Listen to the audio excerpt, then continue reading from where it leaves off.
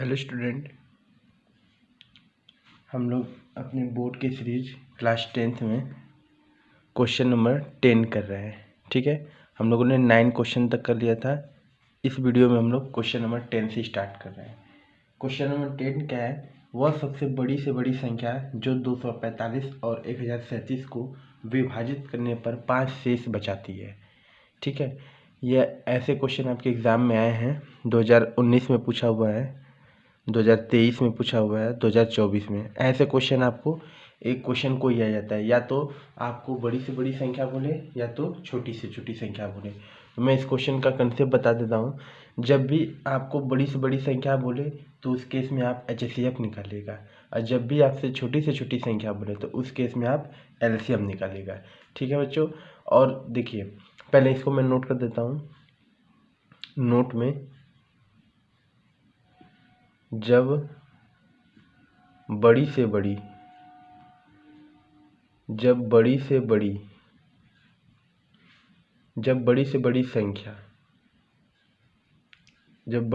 संख्या बोले तो उस स्थिति में आप क्या निकालिएगा? जब बड़ी से बड़ी संख्या बोले तो उस स्थिति में आप HCF निकालिएगा।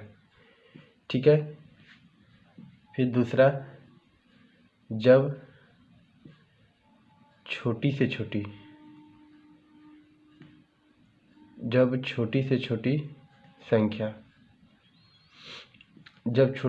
संख्या बोले तो उस स्थिति में आप LCM ज्ञात कीजिएगा।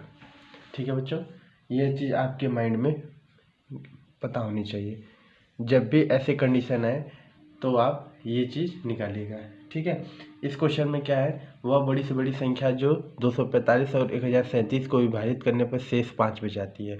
अब देखिए, जब भी आपसे बोलेगा कि शेष बचाने वाला क्वेश्चन आ गया तो आप क्या करेगा? जितना भी शेष बचना है उसको आप डायरेक्ट उस संख्या में से माइनस कर दीजिए।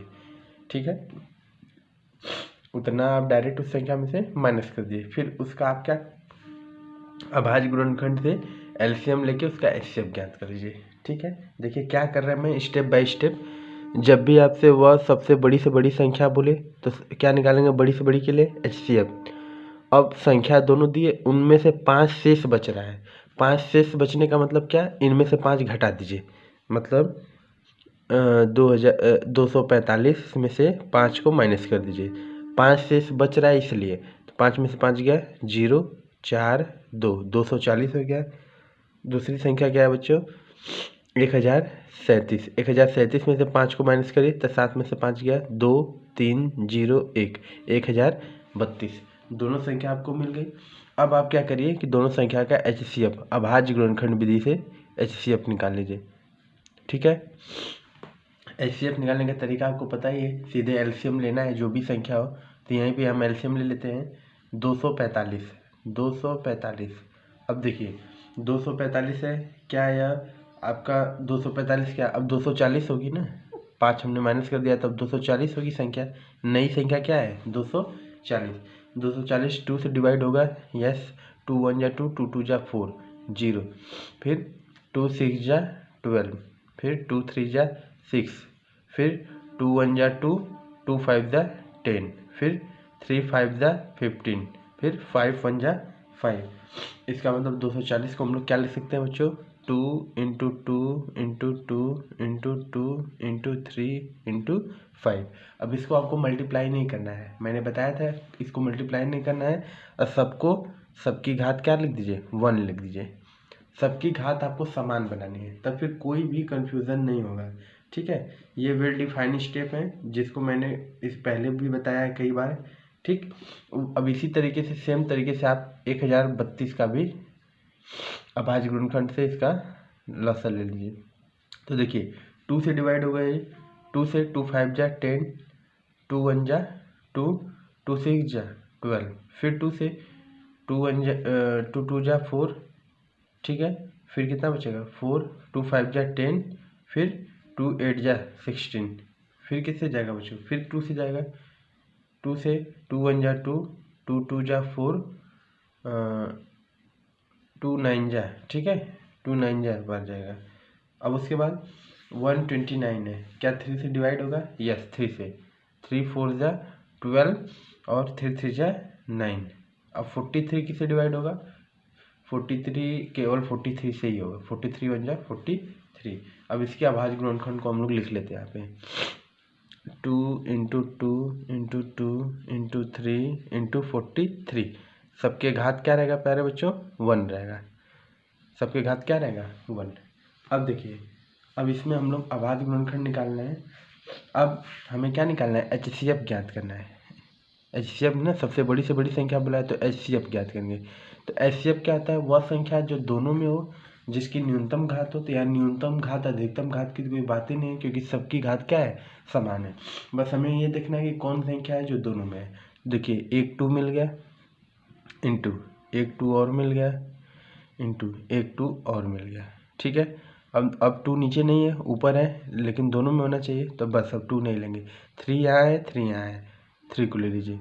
ठीक है। 43 यहाँ है, यहाँ 43 नहीं है, यहाँ 5 है, यहाँ 5 नहीं। इसका मतलब इसके बाद कोई भी संख्या नहीं लेंगे HCF के लिए। तो 2 के घात 1, 2 के घात किसी का भी घात 1 होता है तो सेम संख्या आ जाती है। ठीक है। ये कितना होगा? 2 2 जा 4, 4 2 जा 8, 8 3 जा 24। तो HCF कितना आ गया प्यारे बच्चों? 24। तो इस संख्या का HCF 24 आ गया। स्टेप क्या है? बस जो संख्या दी है, जितना शेषफल बच रहा है उसको माइनस कर दीजिए। उसके बाद उनका अभाज्य गुणनखंड लसाअ ले लीजिए, फिर अभाज्य गुणनखंड विधि से उसके बाद आप HCF ज्ञात कर लीजिए। ठीक है। इस तरीके से हम लोगों ने क्वेश्चन नंबर 10 को सॉल्व कर लिया। ये बहुत इंपॉर्टेंट क्वेश्चन है। ऐसे क्वेश्चन कई बार एग्जाम में आए। कभी छोटी से छोटी संख्या दे देगा, कभी बड़ी से बड़ी संख्या दे देगा। ठीक है, सभी लोग इसको अच्छे से नोट कर लीजिए। नेक्स्ट क्वेश्चन देखते हैं बच्चों। Question number 11। क्वेश्चन 11 क्या है? वह छोटी से छोटी संख्या जिसके 33, 56, 91 से विभाजित करने पर प्रत्येक दशा में 7 शेषफल होगा। अब देखिए, हमने बड़ी से बड़ी का केस भी बता दिया था, छोटी से छोटी का केस बता दिया था। इसका मतलब इस क्वेश्चन में हमें क्या ज्ञात करना है बच्चों? छोटी से छोटी संख्या बोले तो क्या ज्ञात करना है? LCM ज्ञात करना है। ठीक है। अब क्वेश्चन में एक चीज़ और बोला है कि जब आप इसका LCM छोटी छोटी संख्या का संख्या इससे विभाजित होने वाला निकालेंगे तो इसमें 7 शेषफल बचेगा ही। तो 7 शेषफल बचने का क्या सेंस है कि हम इसमें 7 क्या कर दें? जोड़ दें। ठीक है। 7 शेषफल होगा, मतलब वह छोटी छोटी संख्या जिसको इतने से विभाजित करने पर प्रत्येक दशा में 7 शेषफल होगा। तो 7 को आप इसमें क्या कर देंगे? ऐड कर देंगे। तो देखिए, ये क्वेश्चन आपको 2017 में यूपी बोर्ड 2017, 2019, 2023, 2024 में पूछा हुआ है। ये बहुत इंपॉर्टेंट क्वेश्चन है। अभी मैंने बताया था बड़ी से बड़ी और छोटी से छोटी के केस का। तो देखिए, इस क्वेश्चन में क्या करेंगे हम बच्चों? अब हमको छोटी छोटी संख्या निकालना है तो इसका LCM ज्ञात करना होगा। ठीक है। तो जो भी LCM आएगा उसमें आप लास्ट में 7 को जोड़ दीजिएगा। ठीक है। जो भी LCM आएगा उसमें लास्ट में 7 को हम क्या कर देंगे? जोड़ देंगे। ठीक। तो देखिए क्या करते हैं। संख्या क्या क्या है बच्चों? 33, 56 और 91। ठीक है। 33 नहीं हो बच्चों, इसको 35 कर लीजिए। इस संख्या को 35 कर लीजिए। ठीक है। इनका अभाज्य गुणनखंड विधि से हम LCM निकालें। सबसे पहले 35 को तो 35 का अभाज्य गुणनखंड होगा क्या बच्चों? 5 इंटू 7, 5 7 जा 35, तो 5 ही हो जाएगा। 5 इंटू 7, ये तो डायरेक्ट निकल गया, इसके अभाज्य गुणनखंड में कोई प्रॉब्लम नहीं है। 56 का क्या होगा? तो 56 का निकाल लेते हैं यहाँ पे। तो 2 से डिवाइड होगा, तो 2 से 2 2 जा 4, 2 8 जा, ठीक है, 2 2 जा 4, 2 8 जा 16, फिर 2 1 जा 2, 2 4 जा 8, 2 7 जा 14, 7 1 जा 7। ठीक है, यहाँ तक कोई प्रॉब्लम नहीं है। तब इसका अभाज्य गुणनखंड क्या निकालेंगे? 56 का 2 इंटू 2 इंटू 2 इंटू 7। ठीक है। अब 91 का तो 91 के टेबल में 13 7 जा, मतलब 7 इंटू 13 लिख सकते हैं इसको, कोई प्रॉब्लम नहीं है। और बाकी किसी नंबर से तो डिवाइड होगा भी नहीं, तो सबके पावर क्या लिख दीजिए? 1, सबकी घात 1 लिख दीजिए। अभी मैंने बताया है कि अभाज्य गुणनखंड निकालने के बाद सबकी घात हमें क्या बनाना है? 1 बनाना है। अब इस केस में हमें एलसीएम ज्ञात करना है। तो एलसीएम में क्या होता है, वह संख्या जो दोनों में हो जिसकी अधिकतम घात हो। तो अधिकतम घात की तो यहाँ कोई बात नहीं, सबकी घात समान है। तो वह संख्या जो दोनों में हो उसको लिखो, उसके बाद जितने भी अभाज्य गुणनखंड बचते हैं सभी को लिख डालो। तो देखिए पहले ऐसी संख्या कौन है जो दोनों में हो, तो देखिए 7 दिख रहा है, ठीक, 7 हो गया प्यारे बच्चों। उसके बाद फिर 2 देखिए 3 है तो 3 बार 2 लिख लीजिए 2, क्योंकि और कोई संख्या ऐसी नहीं जो सब में हो, इंटू। उसके बाद 5 लिख दीजिए, 5, 7 लिख ही चुके हैं, फिर क्या हो जाएगा 13। सबका पावर 1 है तो सेम वैल्यू आ जाती है, तो 7 का power 1 7, 2 into 2 into 2 into 5 into 13, ठीक है। इसको मल्टीप्लाई करिए बच्चों, तो ये हो जाएगा 2 4 2 2 जा 4 2 जा 8, 8 5 जा 40, 40 हो जाएगा। और 7 47 जा 280, 280, 280 में 13 का गुणा कर लीजिए बच्चों। इतने को गुणा करें कितना आ रहा है 280 गुणे 13, ठीक है। अब इसमें गुणा कर लीजिए 13 का, तो एक जीरो तो पहले से ही रख दीजिए। फिर 8 3 जा 24, कैरी 2, 3 2 जा 6 2 8, फिर 8 1 जा 8, 2 1 जा 2, 4 8 8 16, 2 और 1 3 364, 364, 36 40, ठीक है। क्या आ गया प्यारे बच्चों 36 40। लेकिन क्वेश्चन में बोला है कि 7 शेषफल बचे, तो 7, ये तो पूरा कंप्लीट डिवीजन हो जा रही है ना, लेकिन 7 शेषफल बचे तो 7 इसमें हम क्या कर देंगे लास्ट में जोड़ देंगे, 36 40 में लास्ट में जोड़ देंगे 7, तो ये हो जाएगा 3647। ये आपका फाइनल आंसर है। सभी लोग इसको अच्छे से नोट कर लीजिए बच्चों, सभी लोग नोट कर लीजिए। इसके बाद हम लोग नेक्स्ट क्वेश्चन करते हैं सॉल्व। परिमेय संख्या है, निम्नलिखित में से कौन सा परिमेय संख्या है। ये ऐसे भी क्वेश्चन आपके एग्जाम में कई बार पूछे हुए हैं, 2015, 2017, 2019, 2023, ठीक है। ऐसे क्वेश्चन आपको दिए हुए। तो देखिए जब भी कोई भी वैल्यू रूट में होती है तो हम एक चीज़ ध्यान देते हैं कि जब कोई भी संख्या रूट से बाहर निकल जाए तभी वह परिमेय होगी। अगर रूट से बाहर नहीं निकल रही तो वो क्या होगी, अपरिमेय। ऐसे क्वेश्चन हम लोग क्लास 9th में बहुत किए हैं। तो देखिए रूट टू क्या रूट से बाहर निकलेगा, नहीं, क्योंकि इसका जोड़ा नहीं मिलेगा। तो ये कैसी संख्या है, अपरिमेय,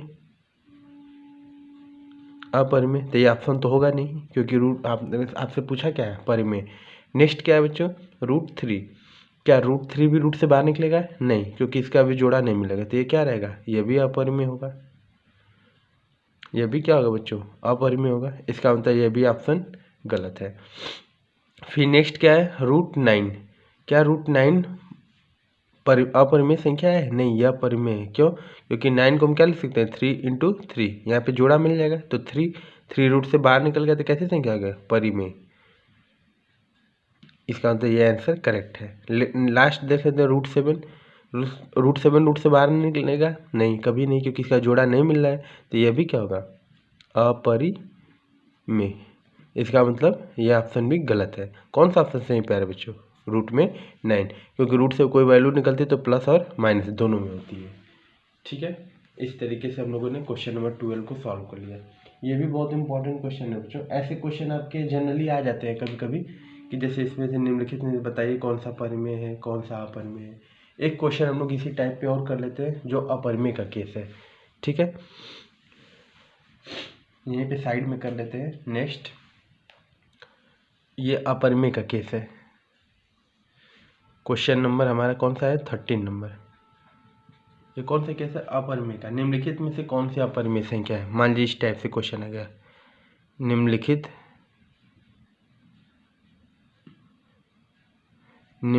में से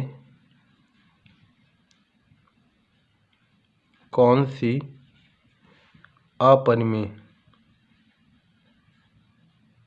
अपरिमेय संख्या है। निम्नलिखित में से कौन सी अपरिमेय संख्या है? पहला ऑप्शन है रूट में 25, बी ऑप्शन है रूट में 81, सी ऑप्शन है 5/3 और डी ऑप्शन है 5 + √2।